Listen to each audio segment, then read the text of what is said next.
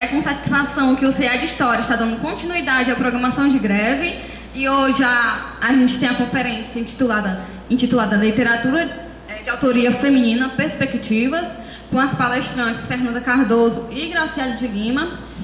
Fernanda Cardoso possui graduação em Letras Português e Inglês pela Faculdade de Filosofia Dom Aureliano dos Matos, a UFAFIDAM, mestrado em Literatura Brasileira pela Universidade Federal do Ceará e atualmente professora assistente de Literatura de Inglesa da Universidade Estadual do Ceará, campus FAFIDAM. É coordenadora do grupo de estudos em Literatura Feminina da FAFIDAM, tem experiências na área de letras, com ênfase em literaturas de língua inglesa e portuguesa, atuando principalmente nos seguintes temas: estudos de tradição, gênero, literaturas de língua inglesa, literaturas de língua portuguesa e identidade feminina. E Graciele de Lima possui graduação em Letras e Artes pela Universidade do Estado do Rio Grande do Norte, formação em Música pelo Conservatório de Música da Vila Estela Nogueira Freire, pós-graduação em Estudos Literários pela Universidade Estadual do Ceará e Teoria Psicanalítica pela Associação Psicanalítica do Brasil. É mestre em Letras, tendo desenvolvido pesquisa sobre a poesia de Teresa d'Ávila e atualmente é doutoranda em Letras pelo Programa de Pós-Graduação da Universidade Federal da Paraíba, desenvolvendo pesquisa sobre parte da prosa escrita por Teresa d'Ávila.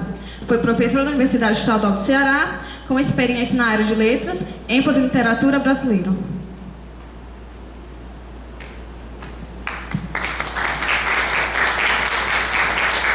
Boa noite. Boa noite. Com satisfação, né? Estar aqui de novo, depois de tanto tempo, estamos neste nosso período de greve, né? O meu nome é Fernanda, né? Acho que a maioria do pessoal aqui me conhece, né? Eu sou professora do curso de Letras Inglês, né? E coordeno o GELAF, né? O grupo de estudos em literatura de autoria feminina da FAFIDAM, que, por sinal, próximo ano, né, vai completar 3 anos. Né? Eu acredito que é um dos grupos de estudos que mais se mantém aqui na FAFIDAM, né? Talvez um dos mais antigos. A gente está pensando, mais 3 anos, né? Mas é um período, né? Estamos vendo aqui vários componentes do grupo, como a Diane, a Camila, né? A própria Graciele, né? Já realizamos, né, um primeiro colóquio de estudos em literatura de autoria feminina, né? Isso vai fazer 2 anos. Nós vamos realizar o próximo no próximo ano, em 2017. Esse primeiro, ele teve uma ênfase mais, um alcance mais regional, né? Mas mesmo assim tivemos uma participação maciça, né? Quase 300 participantes, né? Foi um evento muito interessante. E no próximo nós vamos estender um pouquinho, né? Nós vamos trazer professores convidados de outras universidades do Nordeste, né? Como da UFPB, né? Pessoal da UFC, então a gente vai dar uma ampliada nesse evento. Desde já se sintam todos convidados. Eu queria agradecer ao CA de História, né, que vem desenvolvendo esse trabalho aqui heróico. Né? Eu vejo que toda terça-feira, toda semana, né, esses meninos estão aqui, então vocês estão de parabéns. Okay? Os aplausos hoje são para eles.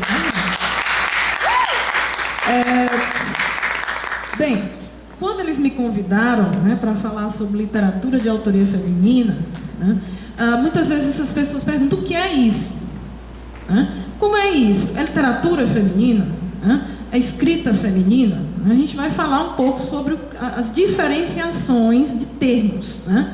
Hoje no Brasil, né, dentro da área da literatura, né, nós temos, né, vários eventos ligados à questão de literatura e mulher. Né? Nós temos o GT da ANPOL, Grupo de Trabalho Mulher e Literatura. Né? 2 em 2 anos eles organizam um evento internacional, né? Um evento, um mega evento. Ano passado foi em Caxias do Sul, nós tivemos participação de membros do grupo também, eu, a professora Kessia, a professora Liliane Viana, que é da FECLESC, né? E esse ano acredito que vai ser aqui no Nordeste. Então, assim, hoje no Brasil nós temos muitos eventos nessa área. Próxima semana, por exemplo, nós estaremos lá em Teresina, né, no Colóquio Internacional de Gênero, né, que já é, talvez, depois do Mulher e Literatura, o maior evento do Brasil em termos de literatura de autoria feminina. Né? E eu me sinto muito feliz por estar falando aqui a convite do CA de História, porque estudar literatura de autoria feminina é estudar história. né? Eu sempre falo que esse grupo ele é interdisciplinar, né? Tanto que nós temos vários componentes do grupo que são do curso de História, porque não há como você estudar essa literatura sem recorrer à história, né? Há 14 anos atrás, quando eu comecei a pesquisar o tema, né, eu lembro que um dos livros que mais me influenciou foi justamente a História das Mulheres no Brasil, da Mary Del Priori, né? Acredito que o pessoal aqui conheça, né? Depois eu tive a oportunidade de conhecer a Mary pessoalmente, lá na Academia Cearense de Letras, né? A pessoa se sentiu, né? Brincando. Então, o tempo inteiro nós estamos dialogando, né? Mas é interessante trazer essa perspectiva aqui para a gente compreender o que é, né? Aqui nós temos um público, em grande parte do curso de História. Temos alguns alunos de Letras, né? Alguns de outros cursos, ok? Mas o que é isso em si? Você podia só passar um slide para a gente? O que é a literatura de autoria feminina, né? A crítica feminista, na literatura, nós temos as chamadas correntes de crítica literária, que é isso, formas de abordar uma obra literária, né? Você pode usar o viés do feminismo, você pode usar o viés da psicanálise para abordar uma obra, o viés do que a gente chama de estética da recepção, que você lida com o público que vai ler aquela obra, né? A crítica fenomenológica, crítica culturalista e pós-colonial, né? Nós vamos apresentar aqui, eu e a Graciele, 2 estudos de caso. Eu vou falar sobre uma escritora nigeriana, a Chimamanda Ngozi Adichie, né? Acho que muita gente aqui já leu o texto dela, Sejamos Todos Feministas, que é um texto fantástico. Quem não leu, leia, né? E vem despontando como talvez uma das maiores escritoras de língua inglesa da atualidade. E a Graciele vai falar sobre a Marina Colasanti, né? Que é uma escritora naturalizada brasileira, né? Também extremamente interessante. Mas eu tinha combinado com ela de antes fazer, né, uma espécie de... a gente chama isso em inglês, gente, desculpem os vícios, background. Mas seria uma espécie de base teórica para depois a gente entrar, ok? A crítica feminista, surgida por volta de 1970 no contexto do feminismo, fez emergir uma tradição literária feminina até então ignorada pela história da literatura. O que é isso? Vocês veem que eu coloquei algumas coisas aqui em negrito, né? Crítica feminista, eu já falei o que é, uma forma de você abordar a obra literária usando como base teórica o feminismo, né? Você vai usar Simone de Beauvoir, você vai usar, né? Posteriormente, você pode usar uma Judith Butler, a parte de teoria queer, por aí vai, né? Tradição literária feminina, o que é isso? Quem estuda literatura de autoria feminina lida muito com a palavra chamada cânone literário. O que é o cânone literário, né? Essa palavra cânone, né, ela vem do grego, você deve ter lembrado dos textos canônicos, né? Chama na igreja. Cânon é uma palavra grega que significava régua, de medir alguma coisa, né? E o cânone é justamente isso, seria um grupo, um conjunto de obras que são considerados modelos, né? Por exemplo, há um professor, né, já se aposentou da Universidade de Yale, Estados Unidos, o Harold Bloom, que ele escreveu um livro chamado O Cânone Ocidental, que é isso. Ele vai colocar que aqueles autores que estão ali são os autores máximos da literatura ocidental. Qual é o centro do cânone? Para o Bloom, William Shakespeare, né? Se vocês pegarem um livro do Bloom, talvez de 15, 20 autores tenha 2 mulheres, né? Emily Bronte, salvo engano, Jane Austen. Fernanda, tem alguma brasileira? Tem alguma escritora negra? Por que será? Será que alguém, né, veio lá de cima e disse: Bloom, essas são as obras canônicas? Não. Nós vamos ver que vários critérios socialmente marcados, politicamente marcados, vão ditar o que é o cânone. Aí onde está o problema, né? Geralmente você vai excluir alguém desse cânone. Fernanda, e qual a implicância disso? Eu gosto muito de dar um exemplo no grupo, né? Nós nos reunimos todas as terças de 15 em 15 dias, todos estão convidados, né? Na literatura brasileira, na história da literatura brasileira, nós falamos sempre que um dos primeiros romances abolicionistas é justamente a Escravizaura. Já ouviram falar da Escravizaura aqui, né? Alguém já viu como é que é a Escravizaura? Né? Escrava branca, né? Chique, europeia e tal. Não tem nada de escravo. Né? É uma figura construída. Nós geralmente consideramos a Escravizaura como o primeiro romance abolicionista brasileiro. Né? Escravizaura de 1857, mais ou menos. Com as pesquisas nessa área aqui, nós descobrimos que, na realidade, o primeiro romance abolicionista brasileiro não foi de Bernardo Guimarães, que é o autor da Escravizaura, mas de uma autora maranhense, escrava alforriada, chamada Maria Firmina dos Reis. Já ouviram falar dela? Não. É para isso que a gente pesquisa, para que esses autores comecem a ser estudados dentro do cânone. E qual a implicância disso? Para que nós possamos estudar essas autoras nas escolas. Nós não conhecemos. Você deve estar pensando, qual é o nome desse romance, Fernanda? Úrsula. Né? Quem foi que editou? Depois de muita pesquisa, né, havia uma professora recentemente falecida, a professora Zaide Musar, da Universidade Federal de Santa Catarina. Né? Ela funda uma editora chamada Mulheres, só para publicar essas autoras, essa tradição literária feminina que foi excluída, né? Até então ignorada pela história da literatura. Se vocês forem pegar as histórias da literatura lá do século XIX, Silvio Romero, José Veríssimo, né? Quando aparece alguma escritora, muitos deles já ditam logo, não, ela tem que escrever sobre flores, passarinhos, nuvem, coisa assim bem... Nada de escrever sobre ela, sobre o corpo, coisa do tipo, não. Isso é vetado, era vetado, até bem recentemente ainda é vetado.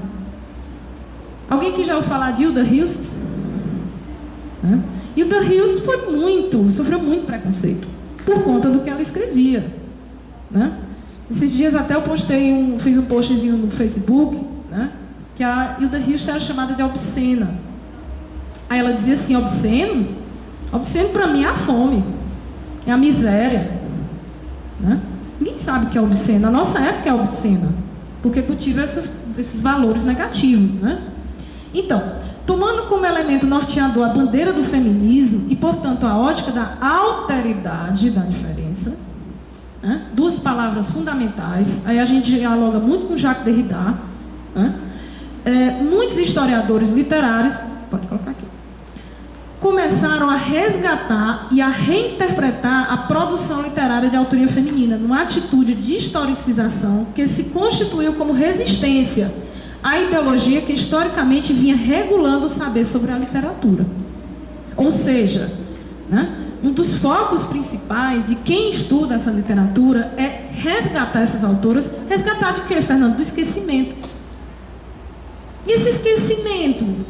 se esqueceu, ele é imposto, gente. Há um silenciamento impressionante. Quando eu comecei a pesquisar a autora que eu estudei, né, e ainda estudo, desses 14 anos, que é a Gilca Machado, né, eu fui para o que a gente chama de fortuna crítica. O que é isso? O que se escreveu sobre ela? E vocês precisavam ver as verdadeiras aberrações. Né? Primeira coisa, Gilca é considerada a primeira escritora, a primeira poeta erótica do Brasil. Isso há 100 anos atrás. Né? Mas se deve uma louca, né? Maravilhosa. Lê, tá?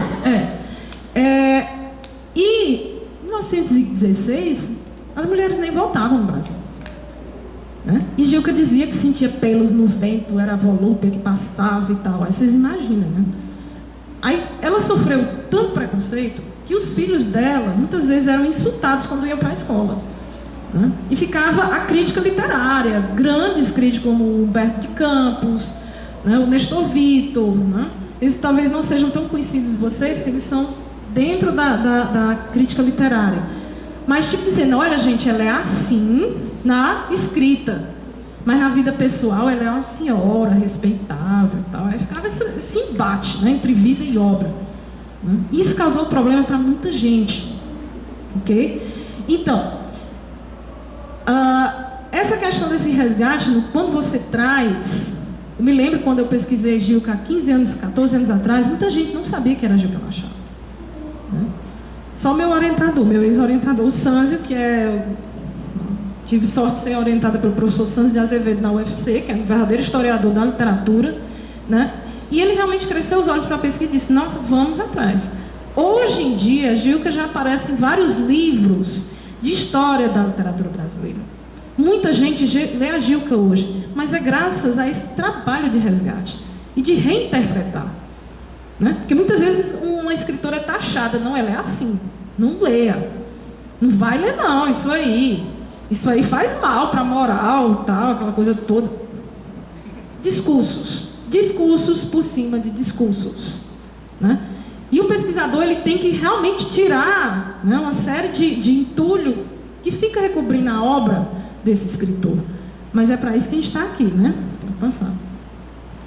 Historicamente, o cânone literário, tido como um perene e exemplar conjunto de obras-primas representativas de determinada cultura local, sempre foi constituído pelo homem ocidental branco de classe média alta.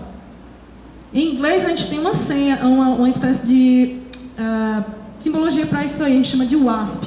White, Anglo-Saxon, Protestant. Branco, anglo-saxão e protestante. Se vocês olharem o cânone determinado pelo Bloom, ele está constituído assim.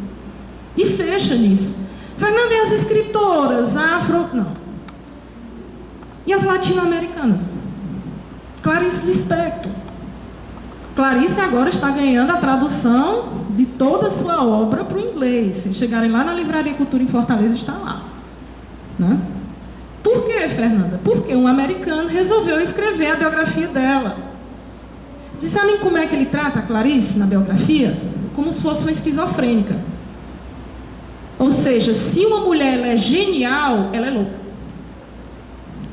Né? Ela não pode ser genial. Como? Né?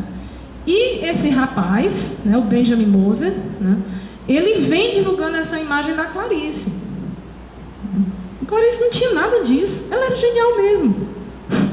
Né? Só que há essa construção horrível. Né? E vocês sabem que está para sair um filme aí sobre ela, sobre a vida dela. Né? A Clarice, né, com a Meryl Streep, representando a Clarice. Né? Adoro a Meryl Streep. Mas nos preocupa muito que Clarice é essa que vai ser apresentada ao público. Né? Porque ela é construída por uma ótica meio torta. A maior pesquisadora de Clarice no Brasil, a Nadia Gottlieb, né? Ela escreveu a primeira biografia dela, foi a Nadia Gottlieb, ela é professora da Unicamp, eu acho, e depois esse Benjamin Moser, que é um americano, escreveu. E os dois acharam de se encontrar em uma das feiras literárias de Paraty. Né? E a Nádia leu aquela biografia e viu umas coisas muito absurdas e disse, eu vou perguntar a ele de onde é que ele tirou aquilo. Né? Aí sentou, os dois sentaram um ao lado do outro, né? Ele já ficou incomodado. Ela perguntou, de onde é que você tirou tal coisa? Ele disse, eu tenho minhas fontes. Mas me diga de onde foi que você tirou, porque eu convivi mais de 30 anos com a família da Clarice Lispector, com as irmãs, e ninguém nunca me mostrou isso, e ficou nessa história de fontes, e ela disse que não procede.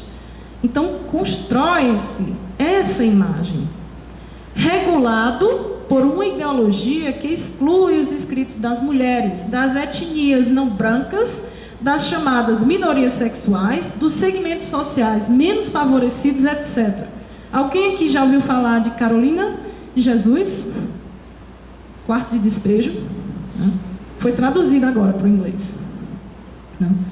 Mas passou muito tempo uma obra escondida. Por quê? Uma mulher negra, pobre, por aí vai.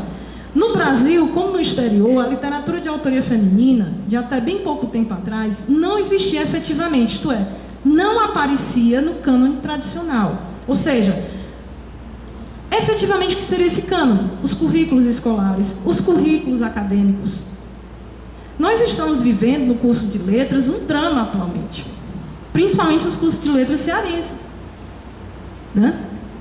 A disciplina, gente, de literatura cearense foi retirada do currículo da Universidade Federal.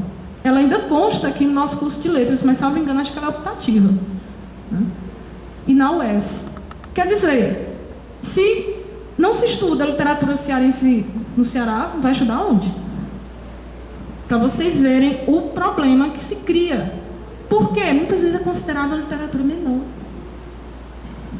É menor. Não, a literatura é menor. Complicado. Pode passar. Então,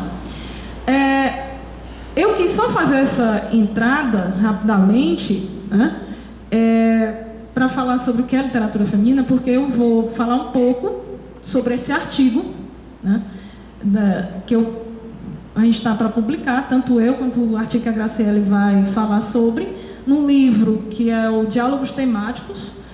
Está sendo produzido aqui pelo curso de letras, pela professora Liduína, professor Sérgio Freire e Denise Noronha, né? O Diálogos Temáticos 1 saiu ano passado, nós estamos publicando o segundo agora, esses artigos vão constar desse livro, né? Então, eu vou tratar de um conto da Chimamanda Ngozi Adichie. Alguém que já ouviu falar dela? Ela é fantástica. Só para vocês terem uma ideia, gente, o livro Sejamos Todos Feministas, ele foi distribuído gratuitamente em todas as escolas da Suíça, meio que como uma cartilha. É uma leitura que eu sugiro para todos e todas. Ah, é só para as mulheres? Não, de jeito nenhum. Todo mundo tem que ler, né? É um opúsculozinho bem pequenininho, vocês acham, para baixar em PDF, ok? Então, eu trabalhei um conto dela chamado Uma Historiadora Obstinada, The Headstrong Historian, né? Esse texto, quem me chamou a atenção para ele, já conhecia a obra da Chimamanda, mas quem me chamou a atenção para ele foi um conhecido de vocês aqui, o Décio Brauna, né? Décio publicou um livro recentemente em que ele faz uma análise de várias escritoras africanas e ele trabalha alguns pontos, né, do Historiadora Obstinada, da Chimamanda, né? Esse livro, esse conto está no livro A Coisa à Volta do Teu Pescoço.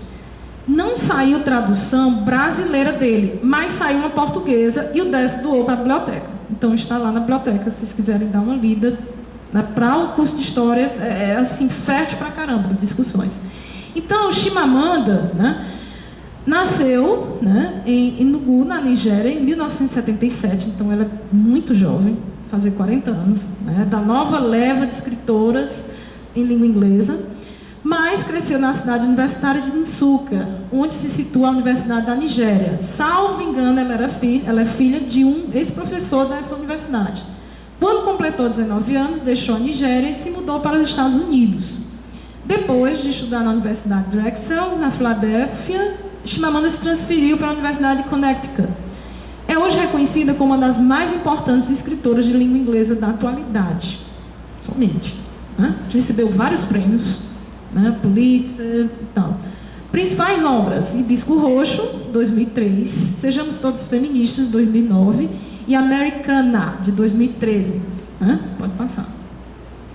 O conto The Headstrong Story, A Historiadora Obstinada, foi publicado originalmente na revista americana The New Yorker, de 23 de junho de 2008, e publicado posteriormente na coletânea de contos intitulada The Thing Around Your Neck, A Coisa à Volta do Teu Pescoço, de 2009. Esse conto, gente, ele é simplesmente fantástico.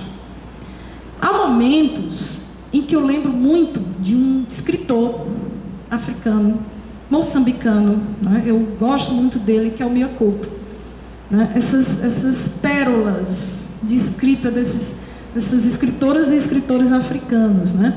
O que esse conto trata? Alguém aqui já leu esse conto? Não, né? Acho que só o pessoal do grupo aqui que a gente leu para ler. Mas é um diálogo, gente, fortíssimo entre uma moça, Grace, né, lá embaixo, e a avó dela, Nwamba. Aí vocês estão perguntando, mas por que tem esse nome aí, Afemafuna? Que seria o nome dela na língua do dialeto original nigeriano. E o nome da avó, Nwamba, seria o nome dela mesmo. Porque esse conto vai justamente tratar do choque cultural, algo tão comum no processo de colonização africana. decorrente da intervenção de missionários brancos em um clã nigeriano. Então, muitas vezes os missionários chegavam. O que você faz quando você quer dominar um povo? A primeira coisa que você faz é impor sua língua. Você impõe a língua, você já começa a destruir o acervo cultural, o acervo imemorial, por aí vai, oral, né? Então, por exemplo, o filho do pai da Grace, né? Eu vou pedir perdão a vocês que eu vou chamá-la de Grace, porque alguns dos nomes são bem complexos, né? São em dialeto nigeriano. O Anyekenawa, como é que ele passa a ser chamado?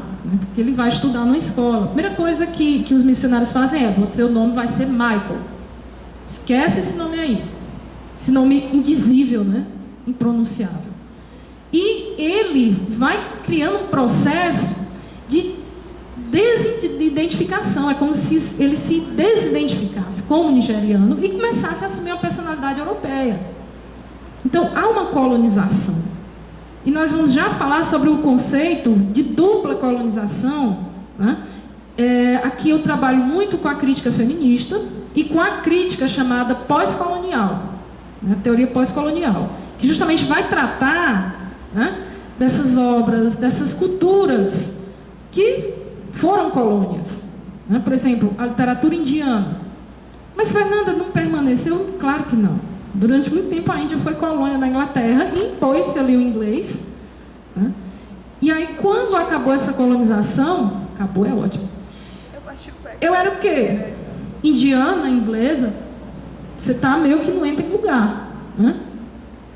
Então, esse conto ele vai tratar gênero, memória e colonialismo, né? Justamente os diálogos entre as personagens Grace e sua avó Nwanga. Pode passar, Jackson, por favor. A literatura pós-colonial é o nome dado a toda a produção literária escrita pelos povos que foram colonizados por países como Inglaterra, Portugal, França, Bélgica, entre outros, entre os séculos XV e XXI. Então, a nossa amada literatura brasileira é uma literatura pós-colonial, né? Por quê? Nós falamos esse português, mas se a gente fala português aqui, a gente sabe que não. Escrevendo na língua de seus ex-colonizadores, escritoras como Chinua Achebe, Mia Couto, Chimamanda Ngozi Adichie, G.M. Coetzee, subvertem o discurso colonizador ao denunciar toda a violência imputada às suas culturas, histórias, sociedades e memórias. Gente, há trechos nesse conto que, na minha opinião, eles são simplesmente inacreditáveis. Como um professor, que eu vou já colocar aqui, um professor de história, tá? E um professor de história nigeriano. O que é que ele vai falar sobre quando decidem incluir história da África no currículo? Ele simplesmente se demite. Como assim? Né? A gente vai já falar sobre isso. Esses escritores utilizam a língua do ex-dominador como ferramenta para recuperar e reafirmar todo o repertório cultural que havia sido considerado inferior pela hegemonia europeia imperialista. Então, a primeira coisa que se faz: muda o nome, né? Agora vamos mudar os hábitos, vamos mudar a cultura, né? Vocês são muito primitivos, né? Primitivo, bárbaro, são ótimos esses termos, né? A gente que estuda com gênero, com culturalismo, pós-colonialismo, a gente tem que pensar muito bem ao chamar uma cultura de primitiva ou de bárbara, né? Será que nós somos tão civilizados assim? Não sei, eu acho que não. Pode passar. Os estudos de gênero, através da crítica feminista, encontram na literatura uma fonte inesgotável de investigação, no sentido de descortinar os meios de colonização da subjetividade dos sujeitos colonizados. Gente, a maior colonização não é aquela, melhor, não é só aquela econômica, é a subjetiva. A subjetiva, o efeito dela é muito maior, né? Nesse conto há uma discussão constante entre a avó, o filho e a menina. Porque o filho dela quer que ela seja educada com os missionários. E a avó diz: não, ela vai ser educada aqui, vendo eu fazer vaso de cerâmica, né? Me vendo plantar. E ele diz: não, né? Aí fica essa discussão. Como ressalta Thomas Bonitti, há uma estreita relação entre os estudos pós-coloniais e o feminismo. Em primeiro lugar, há uma analogia entre patriarcalismo e feminismo, e metrópole, colônia, ou colonizador, colonizado. Há uma escritora, filósofa, indiana, radicada nos Estados Unidos, chamada Gayatri Spivak, né, que escreveu um texto chamado Pode o Subalterno Falar? Nós lemos esse texto no grupo, que é fantástico. Né? E esse texto, ele, durante muito tempo, foi um arcabouço teórico para essa junção de feminismo e pós-colonialismo. Como assim pode o subalterno falar? Durante muito tempo se criou discursos, né, muitos grandes